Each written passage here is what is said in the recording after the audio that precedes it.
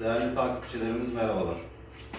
Ateş Çukuru yapay şöminemiz üretime başlanmıştır. Siparişleriniz için direkt mesaj yolu ile veya linkimizde olan, profilimizde olan telefon numaralarıyla iletişime geçer, sipariş verebilirsiniz. Bu şömineler önü camlı, iki boyutlu olan şöminelerden değil. Tamamen bütün alevine ve odununa dokunabileceğiniz şekilde 3 boyutludur. Diğer ürünlerimiz de aynı şekildedir. Ateş çukuru olarak yuvarlak şömine üretiminde biraz yoğun talep vardı. Uzun süredir yapamıyorduk yoğunluktan dolayı. Ama talepleri karşılama babında Bursa İnegöl şubemize göndereceğiz.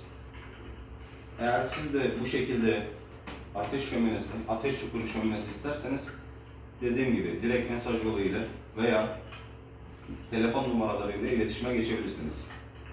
Bunun çapı 85 santimdir. Yaklaş Yasin. Yüksekliği 45 santimdir. Bütün her taraftan 3 boyutlu olarak görebilirsiniz. Değerli takipçilerimiz, biz bu işi 5 yıldır yapıyoruz. Biz yaptığımızda buharlı ve odunlu şömine Türkiye'de yoktu yerli olarak. İlk yapan firma biziz.